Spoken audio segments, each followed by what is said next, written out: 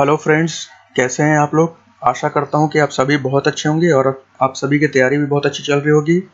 बहुत सारे बच्चे हैं वीडियो देख रहे हैं, बहुत सारे बच्चे जुड़ गए हैं हमारे साथ। और जैसा कि हम कल टॉपिक जो कर रहे थे परसेंटेज था, प्रतिशत, और हमने कुछ उसके कॉन्सेप्ट समझे थे और कुछ क्वेश्चंस किए थे। आइए हम उसी क्वेश्चंस को आगे कंटिन्यू करते हैं। कल हम शायद 20 क्वेश्चन तो कर लिए थे, आज हम क्वेश्चन नंबर 21 से स्टार्ट करते हैं। चलिए चलते हैं क्वेश्चन पे। ये आ गया पहला question. In a library 60% of the books are in Hindi, 60% of the remaining books are in English, rest of the books are in Sanskrit. If there are 4800 books in English, then the total number of books in Sanskrit are. देखिए ये क्या बोल रहा है कि किसी library में कुछ किताबें हैं, मान लेते हैं 100% किताबें हैं। ये बोल रहा है कि 60% जो किताबें हैं, 60% जो बुक हैं वो हैं हिंदी में। हिंदी में 100 का 60% कितना होता है? 60। फिर क्या बोल रहा है? 60% ऑफ द रिमेनिंग। ध्यान रखिएगा, रिमेनिंग के 60%। यहाँ रिमेनिंग कितने बचे? 60 तो यहाँ चले गए, रिमेनिंग बचे 40। 40 का 60%। 40 का 60% कितना होगा? 40 का 60% कितना होगा? अब तो हम निकाल लेते हैं। 1 0 1 0 1 0 1 0 तो 24। And the rest books are of Sanskrit. बाकी की जो बची हुई किताबें हैं वो हैं संस्कृत की। तो संस्कृत कितना हो गया? 60 तो ये हो गया, 24 तो ये हो गया, 60 और 24 84 तो यही हो गया। 100 में से 84 को माइनस कर देंगे, बचे कितने? 16। यानी कि संस्कृत की कितनी किताबें हैं? 16%। और क्वेश्चन में दे क्या रखा है कि 4800 बुक्स हैं जो इंग्लिश की हैं, अंग्रेजी में 4800 बुक्स हैं। मतलब ये जो है आपका, ये जो इंग्लिश है 24 यूनिट, ये कितने के बराबर है? 4800 बुक्स के बराबर है। तो ये जो 24 है वो कितने बुक्स के बराबर है? 4800 बुक्स के बराबर है। और क्वेश्चन में पूछ क्या रहा है कि संस्कृत में कितनी किताबें हैं। संस्कृत में कितना बताना है? 16 यूनिट बताना है। तो 24 यूनिट बराबर 4800 है, तो 1 यूनिट बराबर कितना हो जाएगा? 4800 डिवाइड बाई 24। और 16 यूनिट बराबर कितना हो जाएगा? 4800 डिवाइड बाई 24 गुणे 16। काट देंगे, 24 दूनी 48, 2 0, 16 दूनी 32, 3200। यानी लाइब्रेरी में कुल संस्कृत की बुक्स कितनी थी? 3200। यही हमारा आंसर है, ऑप्शन नंबर डी आंसर। चलिए चलते हैं क्वेश्चन नंबर 2 पे। क्वेश्चन नंबर 22 क्या बोल रहा है? 80% of a small number is 4 less than 40% of the larger number. The larger number is 125 greater than the smaller one. The sum of these two numbers is। देखिए क्या पूछ रहा है क्वेश्चन में। एक छोटी संख्या का 80%, यानी कि कोई संख्या है, इसका जो है 80%, इसका 80% एक बड़ी संख्या के, कोई एक बड़ी संख्या, ये मान लेते हैं बड़ी संख्या है, इसके 40% से कितनी कम है? 4 कम है, 4 कम है। यानी कि ज्यादा कौन है? ये हो गया ज्यादा। कम कौन है? ये हो गया कम। ये वाला ज्यादा है, ये वाला कम है, और डिफरेंस कितना है? 4। यानी कि हम y 40/100 माइनस x 80/100, अगर हम बड़ी वाली संख्या में से छोटी वाली संख्या को घटाएंगे तो डिफरेंस कितने का आ रहा है? 4। यहाँ 1 0 से 1 0 गया, 1 0 से 1 0 गया, 5 दूनी 10, 2 दूनी 4, 4 दूनी 8, 5 दूनी 10। इसको हम सॉल्व कर लेते हैं तो ये क्या आ जाएगा? 2y minus 4x is equal to divided by 5 is equal to 4। इसको हम कर लेते हैं। 2y माइनस 4x बराबर, ये 5 जो है उधर चला जाएगा तो इधर क्या हो जाएगा? 20 हो जाएगा। देखिए यहाँ 2 है, यहाँ 4 है, यहाँ से हम 2 कॉमन ले सकते हैं। 2 कॉमन ले लेंगे तो यहाँ से देखिए 2 कॉमन ले सकते हैं। 2 कॉमन लेंगे तो क्या आएगा? y minus 2x is equal to 20। अब इस 2 से इधर का कट जाएगा, 10 जाए, तो हमें क्या मिल गया? y माइनस 2x बराबर 10। ये हमारा पहला इक्वेशन है। और दूसरा तो बता ही रखा है, बड़ी संख्या छोटे वाली संख्या के तुलना में 125 अधिक है। मतलब बड़ी वाली जो संख्या है उसमें से अगर छोटी वाली संख्या घटा दें तो कितना है? 125 है। ये हमारा इक्वेशन नंबर 2 आ गया। अब हम इन दोनों इक्वेशन को सॉल्व कर देंगे। इसको हम कैसे सॉल्व करेंगे, तो इसको घटा देते हैं दोनों संख्याओं को। तो हम सॉल्व कर लेते हैं इन दोनों को, लिख लेते हैं पहले y माइनस एक्स बराबर 125 और y माइनस 2x बराबर 10।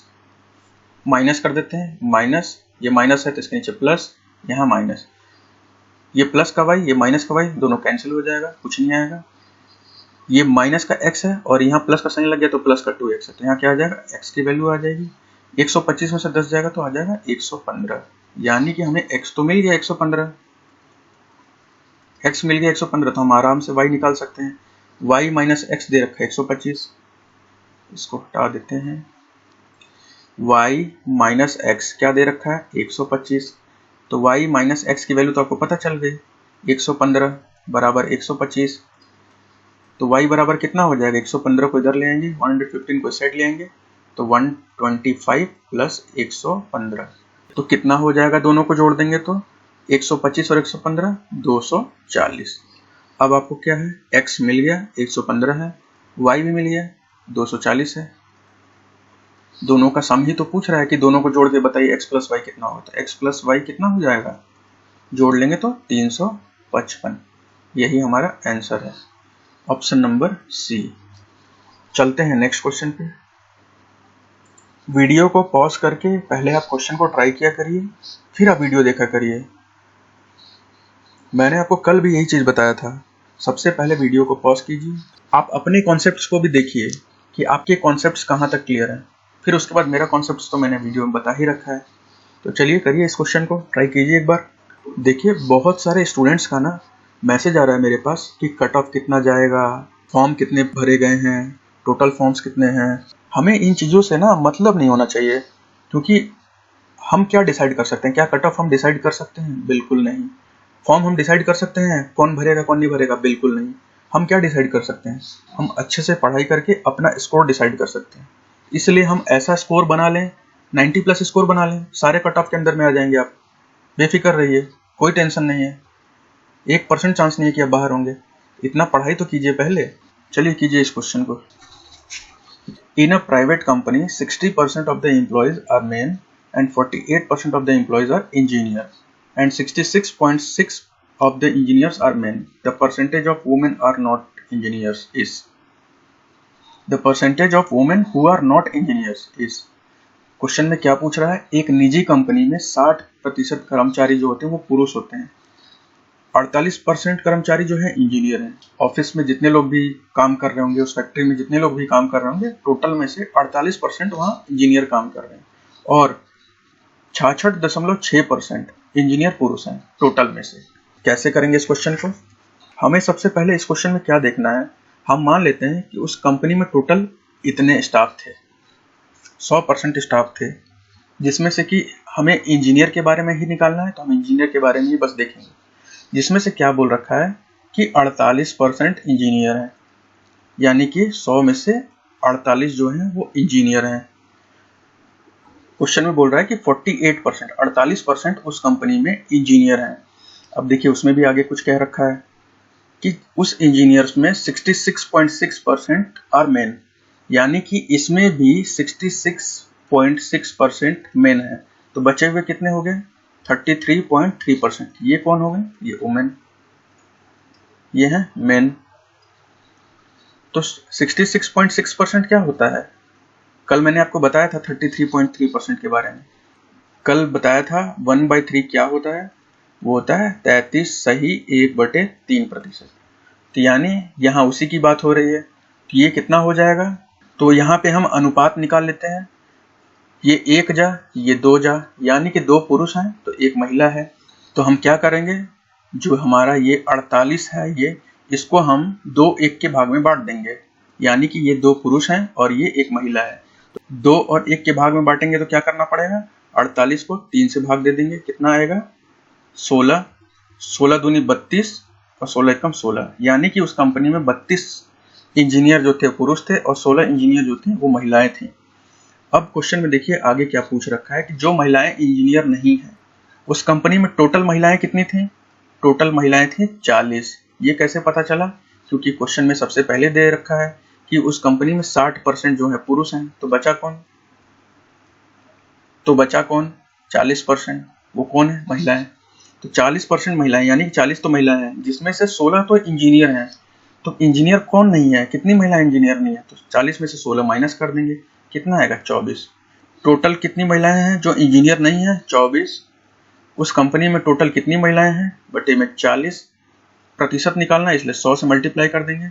1 जीरो गया तो 1 जीरो गया। 4 6 जा 24, 6 10 जा 60।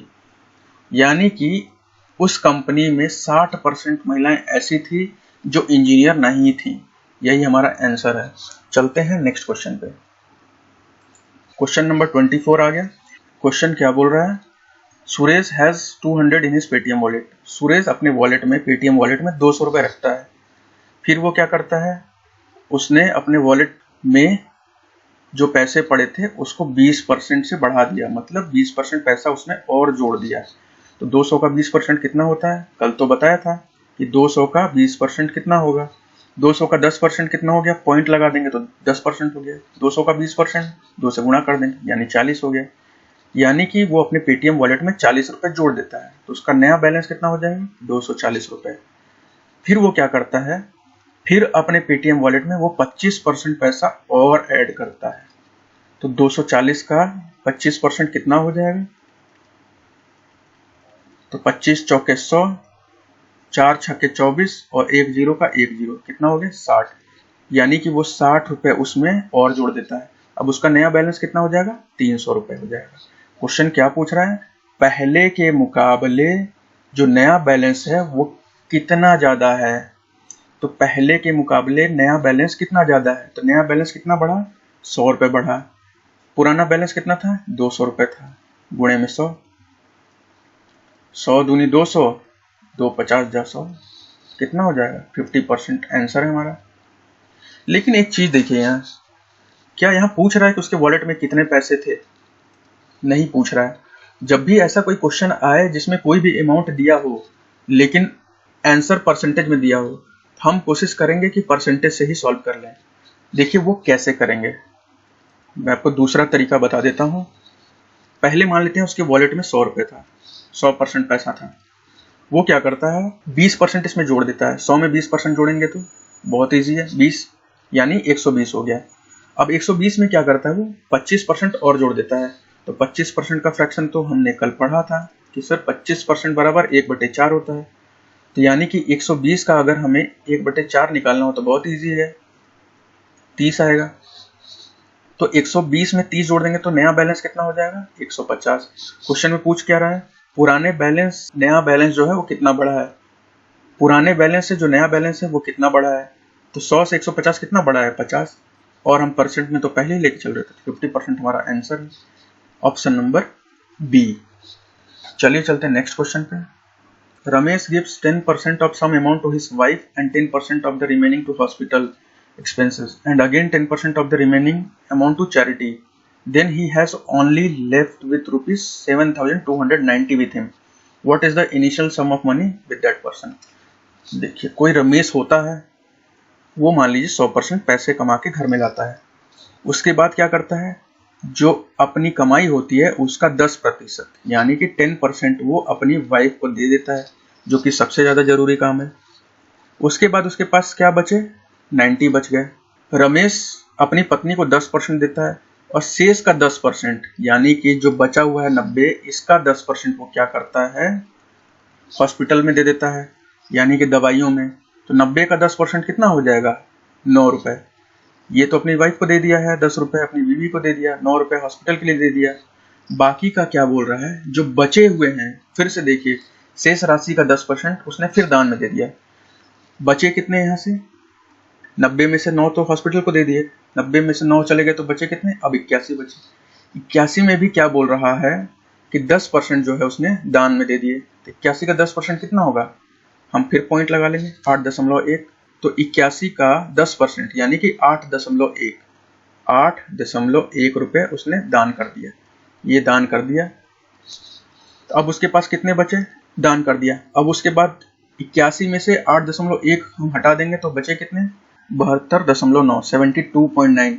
और क्वेश्चन में क्या दे रखा है? ये कितने के बराबर है? 7,290 के बराबर है। तो हमारा जो है 72.9 जो है वो 7290 के बराबर है। तो एक यूनिट कितना हो जाएगा, 7290 डिवाइड बाय 72.9। 100 यूनिट कितना हो जाएगा, इसमें 100 का मल्टीप्लाई कर देंगे, यहाँ से पॉइंट हटाएंगे तो यहाँ 0 लग जाएगा। 729 से 729 कट जाएगा, यानी कि एक के बाद 2 जीरो। 100 गुणा 100 कितना हो जाएगा, 10,000, यानी कि उसकी कमाई कितनी थी, 10,000 रुपये। ये हमारा आंसर ऑप्शन नंबर सी। चलते हैं अगले क्वेश्चन पे। Ravi got 70% in English, 56% in biology. Maximum marks of both papers is 100. What percent does he score in maths if he scores 60% marks in all three subjects? Maximum marks of maths paper is 200. तो देखिए इस question को कैसे करेंगे। रवि को English में कितना मिला, यानी कि अंग्रेजी में कितना मिला, 70% मिला है। बायोलॉजी में कितना मिला है, बायो मिला है 56%।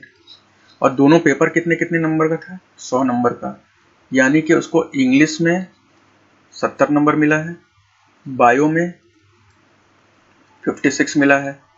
मैथ्स का हमसे पूछ रहा है, ये इसको कितने मिला है, ये 100 में मिला है। ये उसको कितने मिला है, 100 में मिला है। ये उसको कितने में मिलेगा, ये 200 में पूछ रहा है।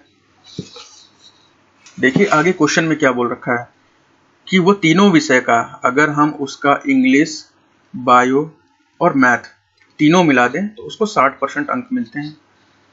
तो तीनों का पेपर कितने का है, ये 100 नंबर का है, ये भी 100 का है, ये है 200 का, यानी कि 400 के पेपर में उसे 60% मार्क्स मिलते हैं।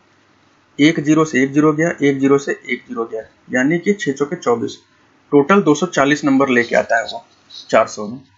तो 70 नंबर तो उसको यहाँ मिल गया है, 56 नंबर उसको यहाँ मिल गया है, बाकी का 240 में से कितना बचा वो उसको यहाँ मिल जाएगा। तो हम निकाल लेते हैं, 70 और 56 दोनों को जोड़ लेंगे, ये हो जाएगा 126, और 240 में से 126 माइनस कर देंगे, इसमें से 126 घटा देंगे, वो मैथ्स का नंबर आ जाएगा। कितना आ जाएगा, 126 घटाने के बाद 114, यानी कि उसको मैथ्स में 114 अंक मिले हैं। अब कितना परसेंट हो जाएगा ये, 114 बटे में 200 इंटू 100, 2 जीरो से 2 जीरो गया, 257 जा 114, यानी कि 57% आंसर है, ऑप्शन नंबर बी। चलिए चलते हैं नेक्स्ट क्वेश्चन पे। Ankita is 25 years old. If Rahul's age is 25% greater than that of Ankita, then how much percent Ankita's age is less than Rahul's age? देखिए अभी आपको बताया था, जब क्वेश्चन में परसेंटेज की बात कर रहा हो तो हम नंबर से कोई मतलब नहीं रखते हैं। यहाँ 25 का कोई काम नहीं है, 25 का जरूरत ही नहीं है। यहाँ पे सिर्फ आप ये देखिए कि अंकिता है कोई और एक राहुल है। तो क्वेश्चन में क्या दे रखा है कि अगर राहुल की उम्र अंकिता से 25% अधिक है, यानी अगर राहुल 100% है तो अंकिता कितनी है,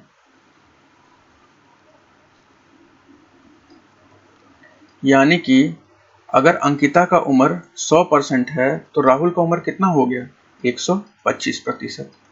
अब क्वेश्चन में क्या पूछ रहा है, अंकिता की उम्र राहुल की उम्र की तुलना में कितने प्रतिशत कम है।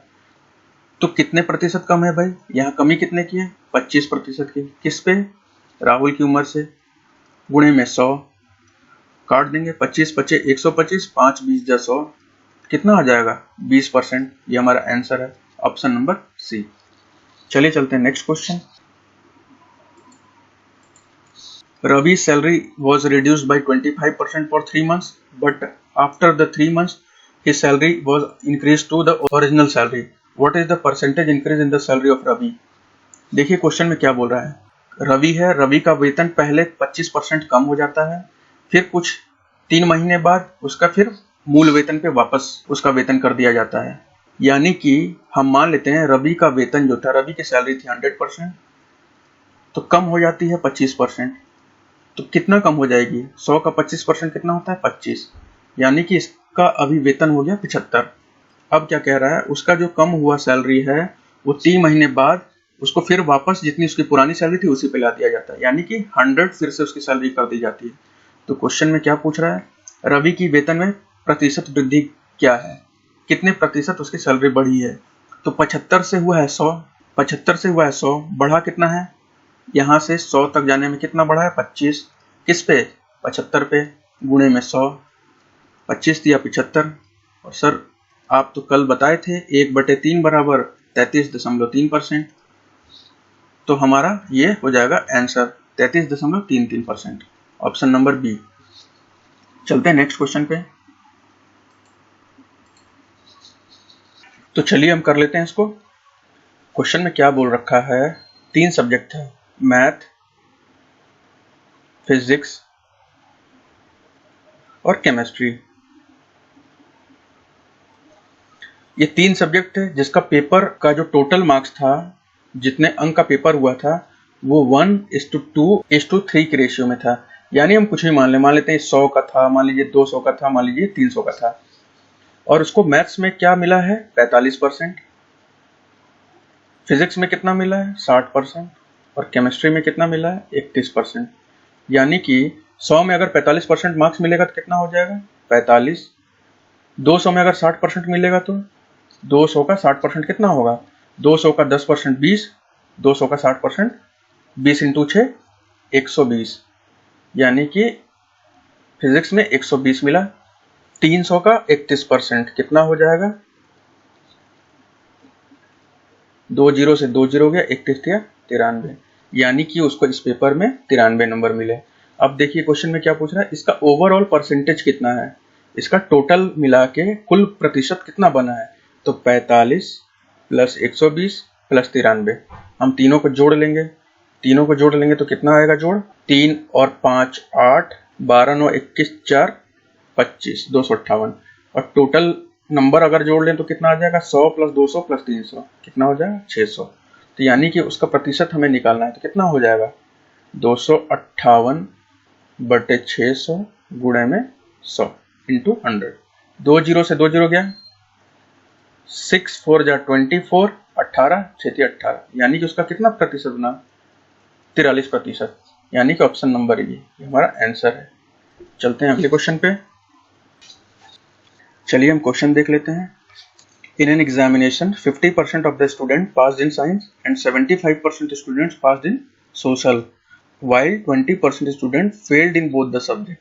If 270 students passed in both subjects, find the total number of students who appeared in the exam. देखिए एक परीक्षा में 50% जो छात्र होते हैं वो विज्ञान में सफल हो जाते हैं और 75% सामाजिक में उत्तीर्ण होते हैं, जबकि 20% छात्र दोनों विषयों में असफल रहते हैं। तो जो पास हुए छात्र हैं वो कितने हो गए, 100% अगर क्लास में थे तो उसमें से तो दे रखा है क्वेश्चन में 20% तो फेल हो जाते हैं ना, यानी कि 80% बच्चे जो हैं वो पास हो जाते हैं। फिर क्या बोल रखा है, साइंस में विज्ञान में 50% बच्चे पास होते हैं और सोशल में 75% बच्चे पास होते हैं। तो 50 और 75 कितना हो जाएगा, 50 और 75 हो जाएगा 125%। लेकिन कितने बच्चे पास हुए हैं 80%, यहाँ कितना आया 125%, यानी कि अगर हम साइंस के और सोशल के दोनों सब्जेक्ट के स्टूडेंट्स को मिला दें तो 125% बच्चे जो हैं पास हो रहे हैं। लेकिन हमारे कितने बच्चे पास हो रहे हैं 80% ही, तो इसमें से 80 को माइनस कर देंगे तो बचा कितना 45%, जो दोनों में पास हो रहे हैं,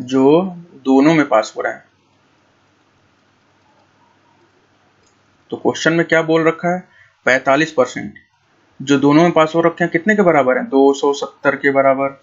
तो 1% बराबर 270/45, 100% बराबर 100 से मल्टीप्लाई कर देंगे। तो हम इसको काट लेते हैं, 5 9 45, 30 9 270, 5 6 जा 30, 6 इंटू 100 कितना हो जाएगा 600। तो यही हमारा आंसर हो जाएगा, जो कि ऑप्शन नंबर सी है। 600 बच्चे ऐसे थे जो उस परीक्षा में बैठे थे, क्योंकि हमने सारा तो परसेंट मान रखा है और हम यहाँ तो 100% ही मान के चल रहे हैं। और 100 हमने शुरुआत माना क्या था, टोटल बच्चे माना था क्लास में इतने बच्चे हैं टोटल। तो चलिए चलते हैं नेक्स्ट क्वेश्चन पे। The ratio of number of boys and girls in a school is 3:2. If 20% of boys and 25% of the girls are scholarship holders, the percentage of the students who are not scholarship holders is. एक school में लड़कों और लड़कियों की संख्या का अनुपात 3:2 है। यदि 20% लड़के और 25% लड़कियां छात्रवृत्ति धारक हैं, तो उन छात्रों का प्रतिशत ज्ञात करें जो छात्रवृत्ति धारक नहीं है। तो हम मान लेते हैं कि क्लास में टोटल 100% बच्चे थे, जिसमें कि लड़कों की संख्या 3 थी तो लड़कियों की संख्या 2 थी। तो कितने हो जाएंगे? 100 का 3 और 2 अनुपात में अगर बांट देंगे तो 100 को अगर हम 3 और 2 के अनुपात में बांट देंगे तो 5 से भाग दे देंगे, कितना आएगा? 20। तो 20 दिया 60 ये हो गए, 20 दूनी 40 ये हो गए। यानी कि उस क्लास में के 60 लड़के थे और 40 लड़कियां थी। अब क्वेश्चन में क्या बोल रखा है? 20% ऑफ बॉयज और 25% ऑफ गर्ल्स, यानी कि इसके 20% और इसके 25%। लड़कियां तो पढ़ने में वैसे ही तेज होती हैं, लड़के ही पीछे रह जाते हैं। जो बच्चे हैं वो स्कॉलरशिप होल्डर्स हैं, यानी उन्हें छात्रवृत्ति मिलती है। तो 40 का 25% कितना हो जाएगा? 40 का 25%, 25% का फ्रैक्शन है 1/4, यानी 40 का 1/4 कितना हो जाएगा? 10।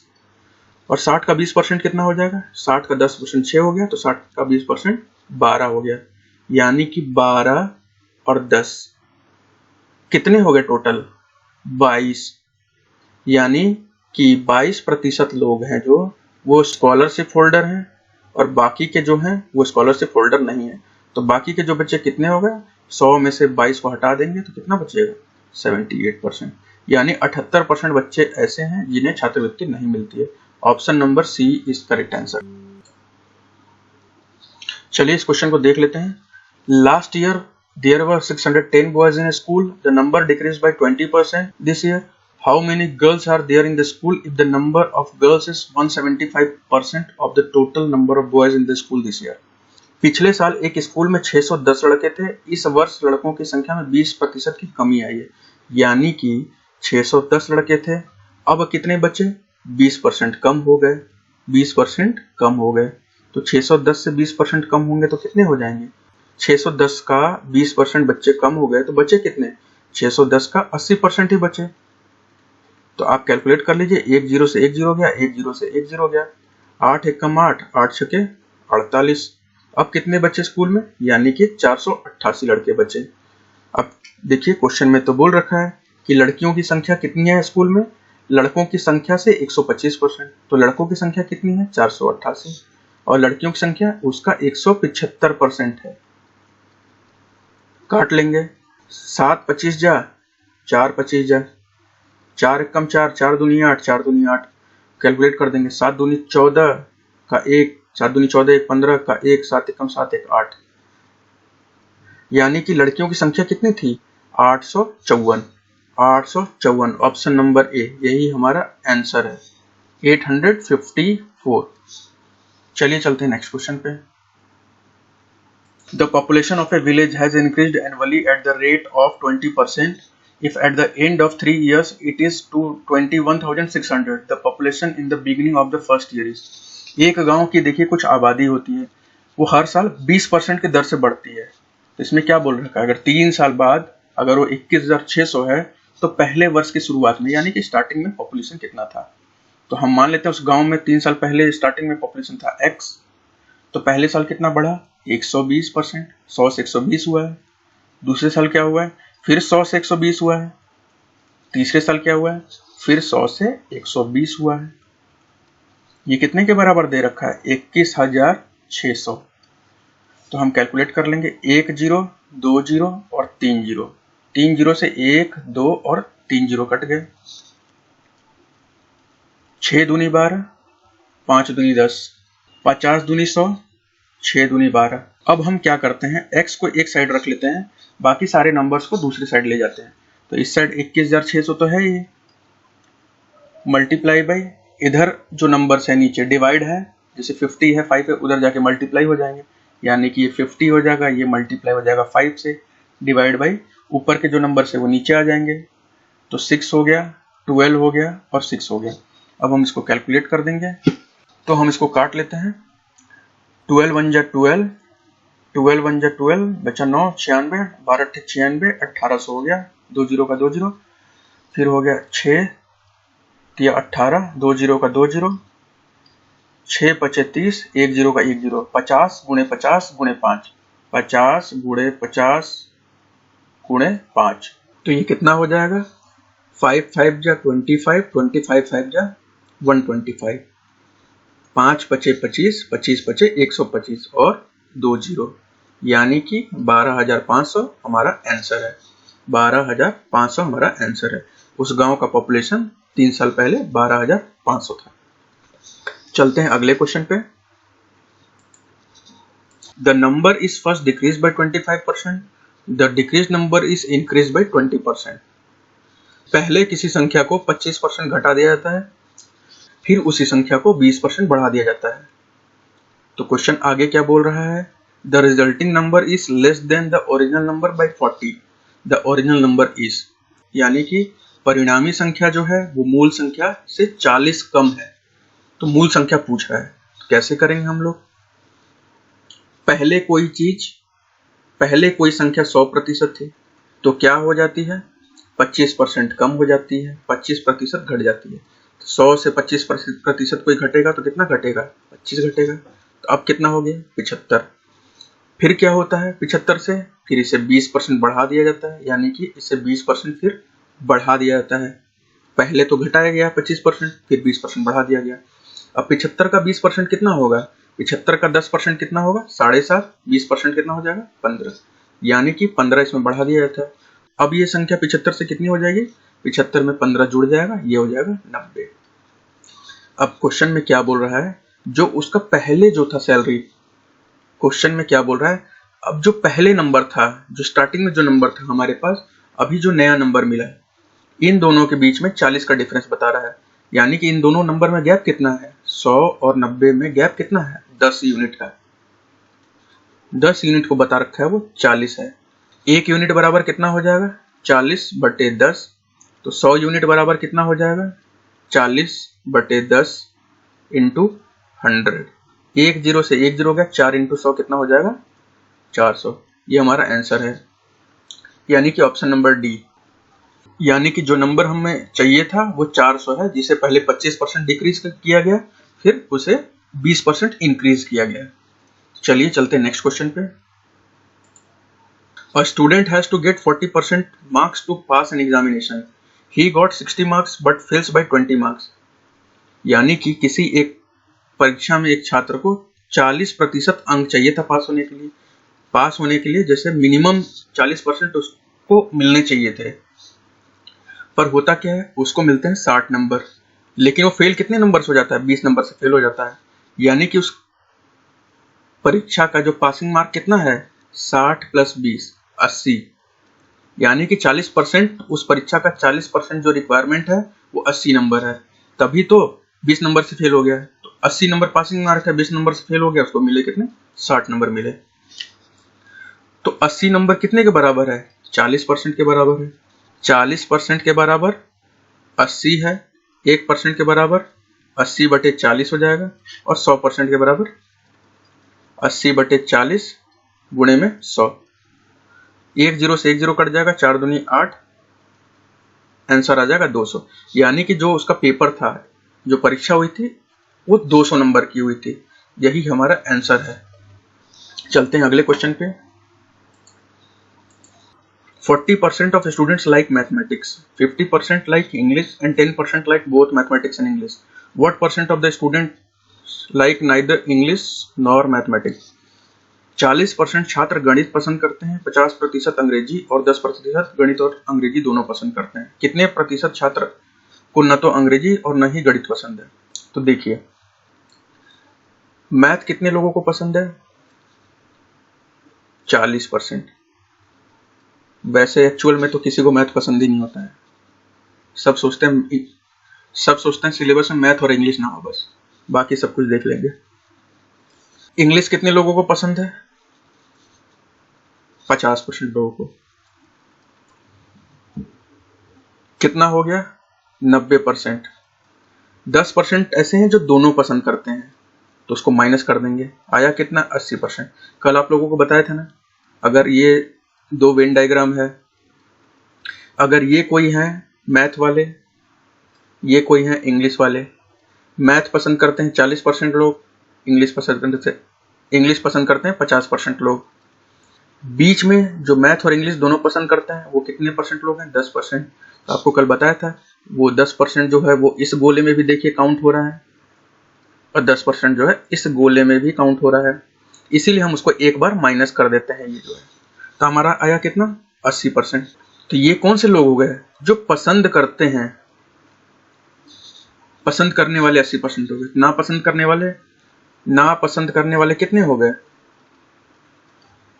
100 टोटल थे, 80 जो हो गए पसंद करने वाले, तो बचे कितने 20। यही हमारा आंसर है, यही हमारा ऑप्शन नंबर सी आंसर है। चलते हैं नेक्स्ट क्वेश्चन पे।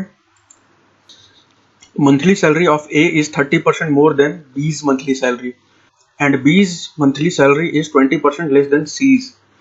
If the difference between the monthly salaries of A and C is ₹800, then find the monthly salary of B. A का मासिक वेतन B के मासिक वेतन से 30% कम है। तो हम ले लेते हैं A और B ले लेते हैं।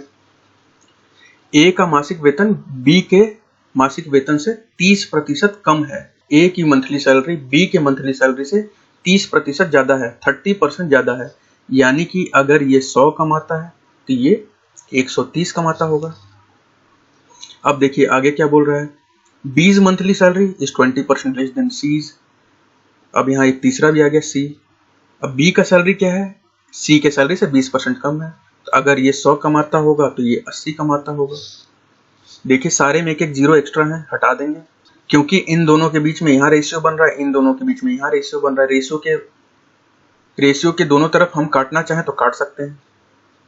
अब आते हैं इन तीनों के बीच का रेशियो निकाल लेते हैं। अब कैसे मिलेगा, यहाँ 13 है, यहाँ 10 है, यहाँ 8 है, यहाँ 10 है। तो देखिए इसको हम रेशियो चैप्टर में कंप्लीट करेंगे इसको पूरी तरह से।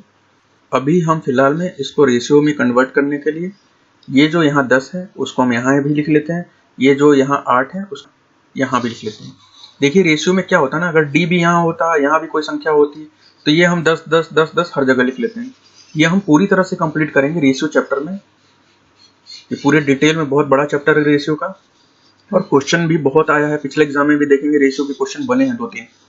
13 8 जा 104, 10 8 जा 80, 10 10 जा 100। यानी कि रेशियो हमें क्या मिला, 104, 80, 100। यानी कि ये 104 कमाता होगा तो ये 80 कमाता होगा और ये 100 कमाता होगा। और दोनों के बीच का डिफरेंस, ए और सी के सैलरी का डिफरेंस कितना दे रखा है, 800 रुपए। और डिफरेंस है कितना, 4 यूनिट का डिफरेंस है। 4 यूनिट बराबर है 800। 1 यूनिट बराबर कितना हो जाएगा, 800/4। और पूछ कितना रहा है, किसके सैलरी के बारे में, बी के सैलरी के बारे में। बी कितना कमाता है, 80। तो 80 यूनिट भी कितना हो जाएगा, 800/4 मल्टीप्लाई बाई 80। तो 4 2 जा 8 और 2 जीरो, 8 दूनी 16, 8 2 जा 16 और 3 जीरो। यानी कि उसका मंथली सैलरी कितना है, 16,000। ऑप्शन नंबर 3 जो है हमारा करेक्ट आंसर है। चलते हैं अगले क्वेश्चन पे। In an alloy there is 15% of brass. To get 90 kg of brass how much alloy is needed? एक मिश्र धातु में 15% पीतल है, 90 किलोग्राम पीतल प्राप्त करने के लिए मिश्र धातु की कितनी आवश्यकता है। देखिए ये मान लेते हैं कोई पत्थर है, इसमें बहुत सारे मेटल हैं, बहुत सारे धातु हैं इसमें। जब हम इसको गलाएंगे, जब हम इसको गला देंगे, इसको बॉयल करेंगे, जब इसको गलाएंगे तो इसमें जो हमें मिलेगा 15% सिर्फ मिलेगा ब्रास, यानी कि पीतल जो निकलेगा इसमें से 15% निकलेगा। बाकी जो और भी चीजें होंगी वो दूसरी चीजें होंगी। तो क्वेश्चन में पूछ रहा है कि हम कितना एलॉय लें, कितना बड़ा पत्थर लें जिसका 15% अगर हम निकाल लें तो हमारा 90 किलो आ जाए। 90 किलो की हमें आवश्यकता है, 90 किलो ब्रास की। तो हम कितना बड़ा पत्थर लेंगे तो हमें पता ही नहीं, तो हम x मान लेते हैं और इसको हम सॉल्व कर देते हैं। x को एक तरफ रहने देंगे, बराबर 90, 100 इधर डिवाइड हो रहा है तो इधर आके मल्टीप्लाई हो जाएगा ऊपर में, और 15 न्यूमरेटर जो है यहाँ आके 15 डिनोमिनेटर बन जाएगा। तो 15 6 जा 90 और 6 × 100 600। यानी कि 600 किलो एलॉय की जरूरत है। ऑप्शन नंबर सी हमारा करेक्ट आंसर है। चलते हैं नेक्स्ट क्वेश्चन पे। A company has produced 900 pieces of transistor, out of which 15% are defective and out of remaining 20% are not sold. Find out the number of sold transistor. एक company ने 900 transistor का उत्पादन किया जिसमें से 15% दोषपूर्ण है और शेष में से 20% बेचा नहीं गया है। बेचे गए ट्रांजिस्टर की संख्या ज्ञात कीजिए। अब देखिए कैसे होगा। कोई कंपनी है, हम मान लेते हैं वो 100% ट्रांजिस्टर बनाती थी, जिसमें से क्या हुआ 15% तो डिफेक्टिव हो गया, मतलब 15% जो रेडियो है वो खराब हो गया, टूट गया, नहीं चला या कोई भी रीजन हो, 15% डिफेक्ट हो गया। बचा कितना 85%। उस बचे में से भी बोल रहा है कि 20% जो है वो बिका ही नहीं, तो इसका जो है वो 20% जो है वो बिका ही नहीं, नॉट सोल्ड।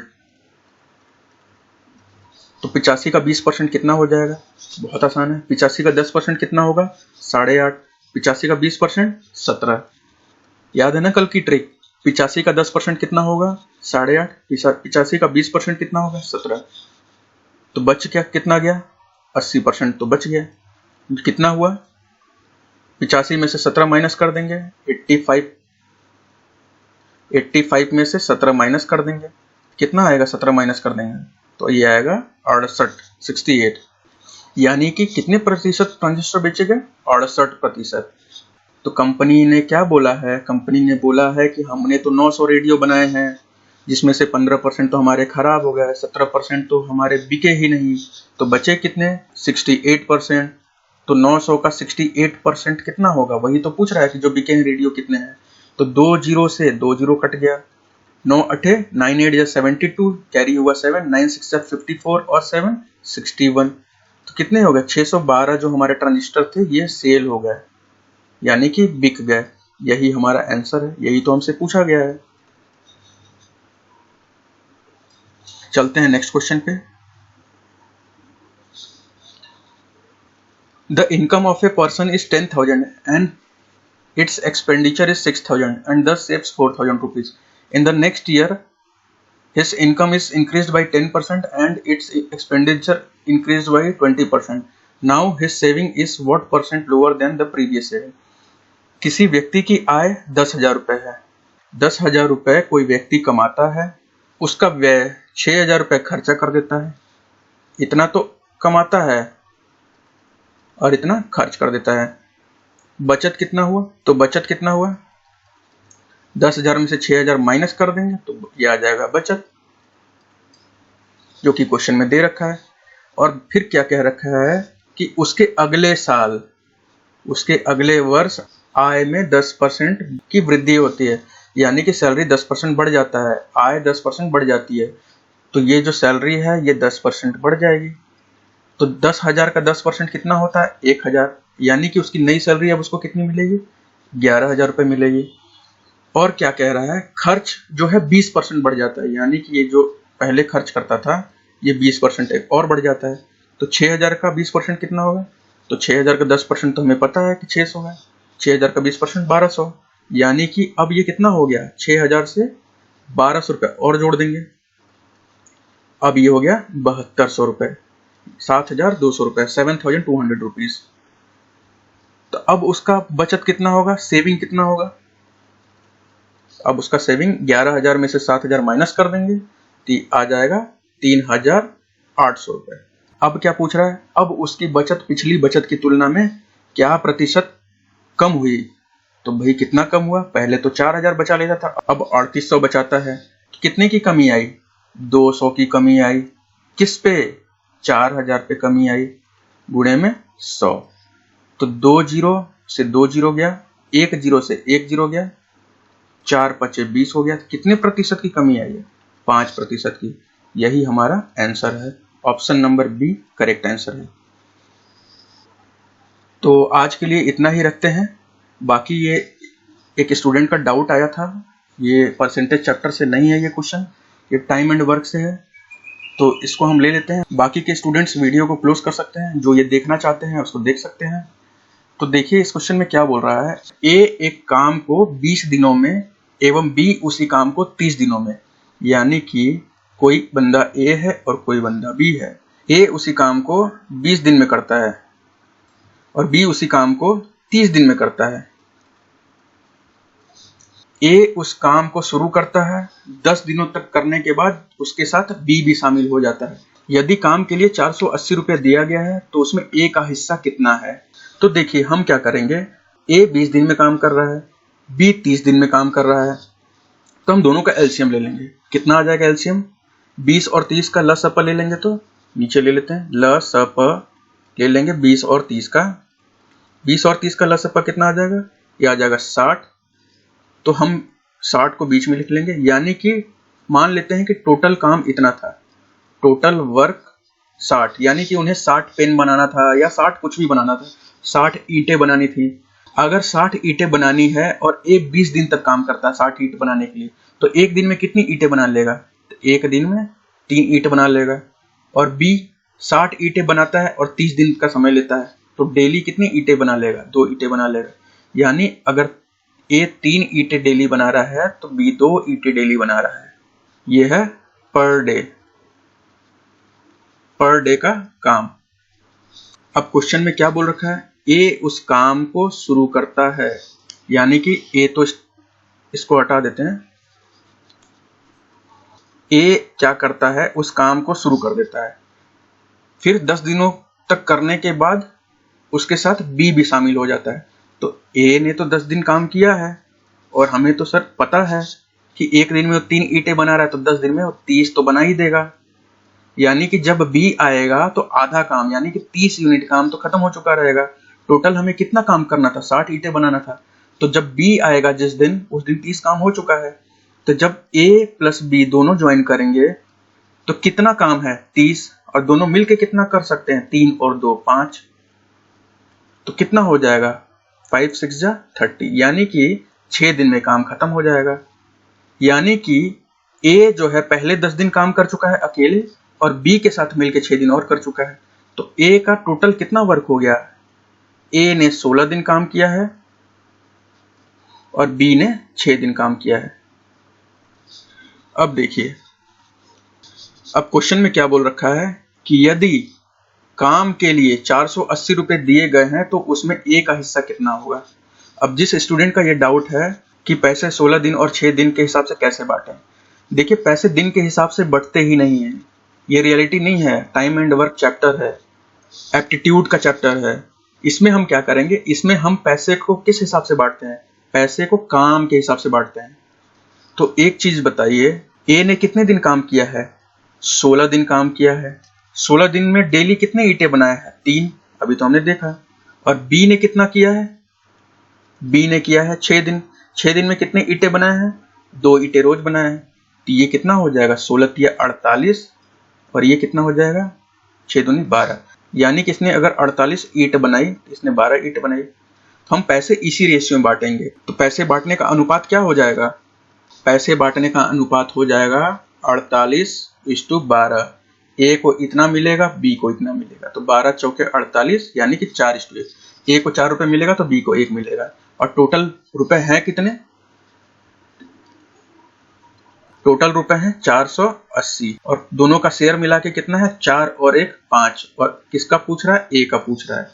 9 जा 45, 36 जा 30, 96 इंटू 4। तो 96 इंटू 4 कितना हो जाएगा, 6 4 जा 24, 2 9 4 जा 36 और 2 384 रुपए। यानी कि 384 रुपए इसका आंसर हो जाएगा। ये चैप्टर हम लोग करेंगे, डिटेल में करेंगे, इजी क्वेश्चन भी लेंगे और डिफिकल्ट क्वेश्चन भी लेंगे। इसके टाइम एंड वर्क के क्वेश्चन 2 से 3 क्वेश्चन पिछले पेपर में देखने को मिले हैं, ये चैप्टर भी हम कंप्लीट करेंगे। बाकी एक छोटा सा साइंस का भी डाउट है उसी बच्चे का, तो उसको भी देख लेते हैं। तो डाउट ये था कि वायु के अनुपस्थिति में 1270 से 1675 केल्विन पर कोयले में तापन करने की क्रिया कहलाती है। देखिए तो बहुत इजी क्वेश्चन है, अगर जिसको पता हो, साइंस बैकग्राउंड के स्टूडेंट, साइंस स्ट्रीम के स्टूडेंट, तो उनको तो पता ही होगा। जो साइंस से नहीं है उनको थोड़ा दिक्कत होगा इसमें। देखिए क्या होता है, अगर हम कोयले को अगर हम लेंगे, कोयले को हम लेंगे और बिना एयर के एब्सेंस में अगर हम उसको हीट करेंगे तो क्या होगा, उसमें से निकलेगा कोक, कोकिंग कोल आपको पता है जिसका खाना बनता है, धुआं नहीं निकलता है जिसमें से, और निकलेगा गैस। गैस भी कौन सी गैस निकलेगी, एक होती है कोल गैस, एक बनेगा कोल गैस। स्कूल में क्लास 8-9 में पढ़ाया जाता है कि कोल से गैस बनता है, वुड गैस, लकड़ी से भी गैस बनता है, उस गैस से भी खाना बना सकते हैं। दूसरा निकलेगा अमोनिया। इसको क्या करते हैं, इसको करेंगे फिर ठंडा। क्यों, क्योंकि 1270 डिग्री केल्विन यानी कि 1000 डिग्री सेल्सियस से लेकर 1400 डिग्री सेल्सियस पे तापमान पे कोई चीज गर्म करेंगे तो बहुत गर्म होगी। फिर हम इसको पानी से ठंडा करेंगे। जब पानी से ठंडा करेंगे, जब इसको किसी बर्तन में रखेंगे तो ये कुछ इस तरीके का होगा, मतलब कुछ गंदगी जो है नीचे जम जाएगी ऐसे करके, और कुछ लिक्विड ऊपर भरा रहेगा ऐसे करके। तो नीचे की जो गंदगी होती है इसको बोलते हैं कोल्टार, अलकतरा, लोकल भाषा में डामर भी बोलते हैं कहीं कहीं। तो जो रोड बनाने के लिए यूज किया जाता है वो नीचे जो होता है वो यही होता है, और जो ऊपर निकलता है वो निकलता है अमोनिकल, AMMONICAL, लिक्वर, अमोनिकल शराब। अब देखिए इसका इस्तेमाल कहाँ होता है। आपने कभी लेज वगैरह, कुरकुरे वगैरह, चिप्स वगैरह खरीदा है, आप अपने घर में कोई चिप्स बना के ना प्लास्टिक में पूरा सील पैक बांध के उसको रख दीजिए कुछ दिन के लिए, 1 महीने के लिए। उसके बाद जब आप उसे खोलेंगे, जब आप उसका स्मेल देखेंगे, उसे सूंघ के देखेंगे तो अजीब तरीके का महकता है। इस केमिकल को हम पैकेट्स में थोड़ा सा मिलाते हैं स्टेबलाइजर के तौर पे। स्टेबलाइजर मतलब गंध नहीं आने देगा, और इसमें नाइट्रोजन की मात्रा भी ज्यादा होती है। उस चिप्स का कुरकुरापन भी मेंटेन रहेगा नाइट्रोजन से। जो पैकेट्स में सील पैक जो सामान आता है उसमें इसका इस्तेमाल किया जाता है। इस पूरे प्रोसेस को, जिसमें कोक अलग हो जाता है, गैस अलग हो जाती है, फिर अमोनिकल लिक्वर अलग हो जाता है, और कोल टार मतलब अलकतरा अलग हो जाता है, इस प्रोसेस को क्या बोलते हैं हम, इस प्रोसेस को हम लोग बोलते हैं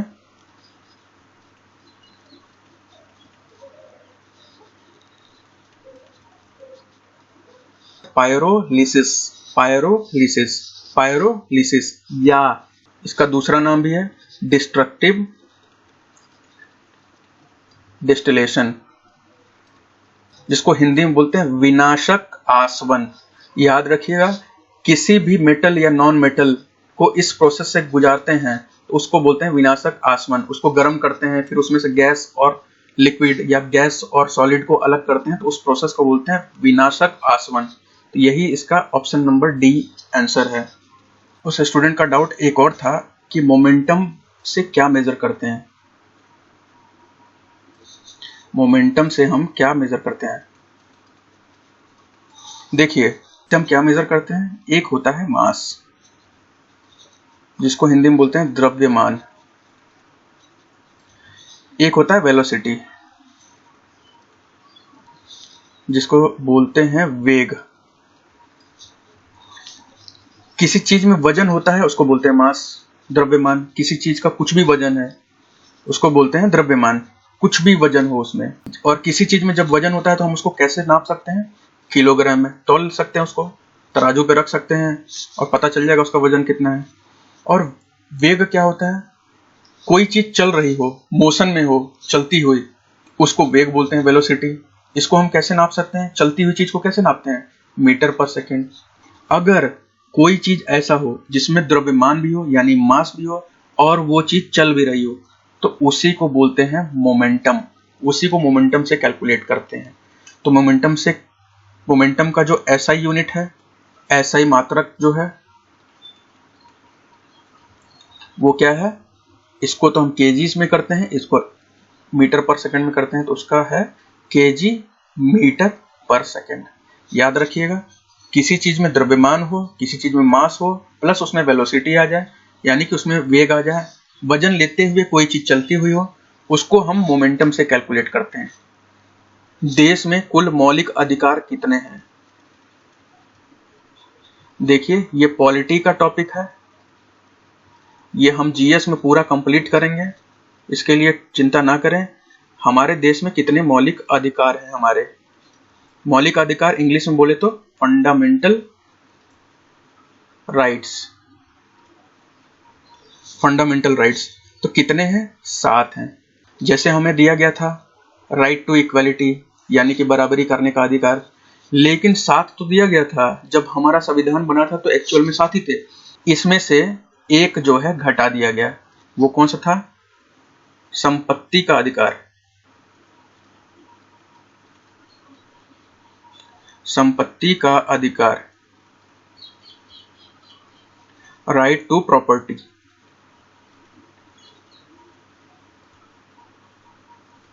यानी कि अब हमारे पास टोटल फंडामेंटल राइट्स कितने हैं? 6। मौलिक अधिकार हमारे पास कितने हैं? 6। ये जो संपत्ति का अधिकार हमारा फंडामेंटल राइट था, ये बहुत ही गलत था। ये कहता है कि आपके पास संपत्ति होनी चाहिए अपनी। फंडामेंटल राइट्स क्या कहता है? जैसे आपके पास पढ़ाई करने का अधिकार है, राइट टू एजुकेशन है। ये फंडामेंटल क्या कहता है कि जैसे आप एजुकेशन सरकार से मुफ्त में मांग सकते हैं, तो संपत्ति के अधिकार में आप सरकार से संपत्ति मुफ्त में मांग सकते हैं। अब देश में जो जनसंख्या है हमारी 125 करोड़ है, सरकार किसको किसको संपत्ति दे सकती है। इसीलिए ये जो हमारा राइट टू प्रॉपर्टी है, इसको डिलीट कर दिया गया, वहां से हटा दिया गया। अब ये नहीं है। पहले हमारे पास 7 थे, अब हमारे पास 6 हैं। अगर एग्जाम में क्वेश्चन आता है कि शुरुआत में जब कॉन्स्टिट्यूशन को बनाया गया था तो कितने मौलिक अधिकार थे, तो आंसर होगा 7। अभी वर्तमान में कितने हैं, तो आंसर होगा 6। आज के लिए इतना ही। Thank you very much for watching. हमारे चैनल को लाइक और सब्सक्राइब जरूर करिए। अगर कुछ चेंजेस चाहिए आपको वीडियोस में तो कमेंट जरूर करिए। और थोड़ा सा मैं बिजी चल रहा था अभी आजकल, तो आज से मैं फ्री हूँ। आपको कल तो संडे है, आपको मंडे से पूरे दिन में 2-2 वीडियो मिलेगी। मटेरियल्स पूरे मिलेंगे, फुल टाइम में इसी में लग रहा हूँ अब मंडे से। तो बेफिक्र रहें और पढ़ाई में लगे रहिए। जितना ज़्यादा से ज़्यादा फुल टाइम आप स्टडी कीजिए। कोई डाउट होता है, कुछ प्रॉब्लम है, आप इस नंबर पे कॉल करिए। आपके सारे प्रॉब्लम्स के सॉल्यूशंस दूंगा। आप फेसबुक पे हैं तो हमें टॉप ग्रेड्स पे फॉलो कर सकते हैं, टेलीग्राम पे हैं तो हमें टॉप ग्रेड्स पे फॉलो कर सकते हैं, ऐड हो सकते हैं हमारे साथ। यूट्यूब पे हमारा यूट्यूब चैनल तो है ही, टॉप ग्रेड्स फ्री लर्निंग। और यार जो स्टूडेंट्स बार बार मैसेज कर रहे हैं ना कि सर कट ऑफ कितना जाएगा, सारे पीडीएफ दे दो, सारे एक बार में पढ़ लेंगे। यार पूरे पीडीएफ अगर दे दूंगा ना तो पीडीएफ में 1000 10 हजार क्वेश्चन हैं। आप कितने क्वेश्चन एक बार में पढ़ोगे? तो मेरा जो टारगेट है कि मैं आपको थोड़ा थोड़ा करके दूं, ताकि एक महीने में हमारा सिलेबस 100% कंप्लीट हो जाए। एक दिन में 100% कर पाना हम लोगों के लिए पॉसिबल नहीं है। आज 1% करते हैं, कल 5% करेंगे, परसों 2% करेंगे, फिर 5% करेंगे। ऐसे करते करते हमारा 100% सिलेबस कंप्लीट हो जाएगा। फिर हम एक महीने पूरा प्रैक्टिस करेंगे। आपको मैंने बोला सिलेबस के लिए बेफिक्र रहें। और फिर बच्चे फिर मेरे को मैसेज कर रहे हैं कि ट्रांसपोर्ट ट्रैफिक से रिलेटेड सर उसका पीडीएफ दे दो, पूरा हम पढ़ लेते हैं। भाई मेरे, मैं ट्यूसडे को मैं उस पर भी वीडियो लेके आ रहा हूँ, उसकी पीडीएफ दूंगा। मैं सारे ट्रैफिक रूल्स और ट्रैफिक साइंस आपको समझाऊंगा। गाड़ी कितने टाइप के होते हैं, रोड कितने टाइप के होते हैं, वजन कितने टाइप के होते हैं, सारी चीज समझाऊंगा। बेफिक्र रहिए, अभी पढ़ाई कीजिए, टाइम वेस्ट नहीं करना है। बस जितना से ज्यादा हो सके आप पढ़ाई करिए, फुल टाइम पढ़ाई में दीजिए। Thank you very much. मिलते हैं नेक्स्ट वीडियो में, तब तक अपना ध्यान रखिए।